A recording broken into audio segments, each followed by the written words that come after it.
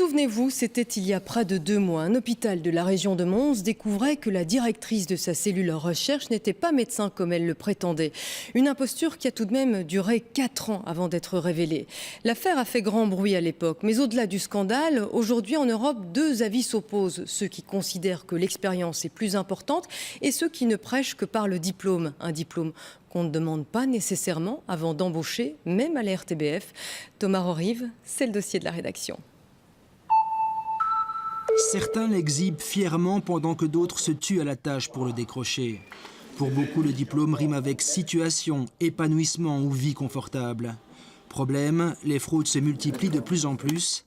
Si le cas d'une médecin montoise ayant menti sur son diplôme vient de faire la une, personne n'oserait parler d'un cas isolé, et surtout pas les agences d'intérim.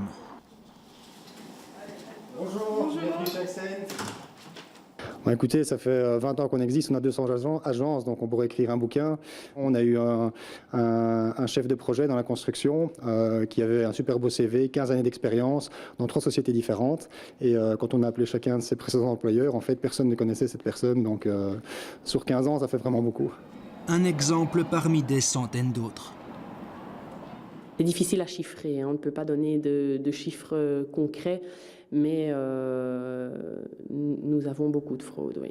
Récemment, on a reçu un candidat qui est venu se présenter pour la 2e fois. La première fois était en 2009, la 2e fois récemment. Le CV avait complètement changé, tant au niveau des expériences qu'au niveau du diplôme.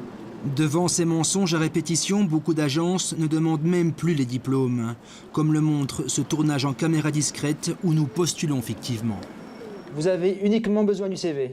Oui, pour l'instant, en premier lieu. Et après ça, si le CV correspond, ma collègue va vous contacter pour amener le reste des documents et venir en agence. Carte d'identité, compte en banque, tout ça, vous prenez avec. Donc vous avez besoin de mon CV, de ma carte d'identité, de ma carte de banque? Tout à fait.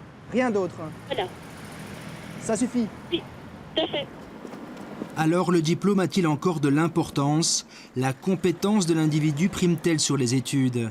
Pour le directeur des ressources humaines de la RTBF, le sujet est délicat. Et pour cause, lorsque nous demandons l'accès au diplôme de certains collègues, les résultats sont surprenants. Oui. C'est une recherche d'apothicaire. Dans les dossiers ouverts avec l'accord des intéressés, on trouve le diplôme de Jean-Pierre Jacquemin, directeur de l'information, d'Adja Labib, visage bien connu du JT, ou encore de Sabine Brelet, rédactrice en chef de la cellule Société. Mais pour d'autres collaborateurs, eux aussi sortis d'école supérieure, aucun diplôme dans le dossier. Benjamin Domry, caméraman, Hélène Merckx, contrôleuse de gestion, ou Corinne Boulanger, directrice de la première, n'ont pas dû produire leur précieux sésame. Cerise sur le gâteau, le numéro 2 de la RTBF n'a pas non plus de diplôme dans son dossier. J'espère qu'il est chez moi à la maison, à l'endroit que je crois que je l'ai mis il y a 18 ans. Vous êtes au-dessus de ce type de vérification? Non. J'ai moi-même fait l'objet d'une procédure très lourde et très particulière pour les mandataires, dans lesquels on est passé devant des experts, des tas de gens, de références. Et donc, in fine, demander le diplôme paraissait un petit peu inutile, sans valeur ajoutée, par rapport à mon parcours d'une trentaine d'années, où j'ai quand même pu démontrer un certain nombre de choses. C'est l'expérience qui a primé, pas tellement le diplôme. Et pour les jeunes collaborateurs sans expérience, la confiance est mise en avant. Vous n'êtes pas là, estimez-vous, pour contrôler ce type d'information? Ce n'est pas ma mission principale et pour laquelle je suis payé. Mais tout le monde n'est pas partisan de la confiance. En France, par exemple, cette société de la banlieue parisienne s'est spécialisée dans la traque aux fraudeurs. Dans l'Hexagone, un CV sur 4 est trafiqué, une des plus hautes proportions d'Europe. Alors en fait, les gens ont du mal à l'accepter.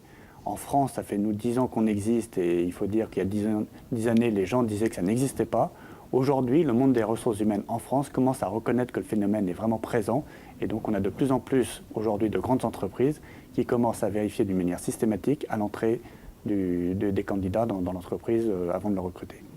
Principale force de la société, sa base de données géante. Elle reprend 200 000 nouveaux diplômés chaque année répartis sur 238 pays.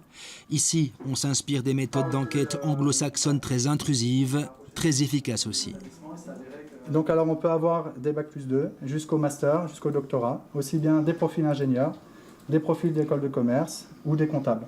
Donc ce qui est très choquant, c'est que le recruteur ne croit jamais avoir affaire à un faux diplôme. C'est-à-dire que lors de l'entretien, tout se déroule bien, le candidat s'exprime bien, à un bon niveau, et a du mal à croire, une fois qu'il a vérifié le diplôme via nos services et qu'on s'aperçoit malheureusement que le diplôme est faux, le recruteur a du mal à réaliser ce mensonge. L'augmentation des fraudes incitera-t-elle des initiatives similaires en Belgique? Seul l'avenir le dira. Pour l'instant, malgré une situation alarmante, aucun chiffre précis n'existe chez nous sur les abus liés au diplôme.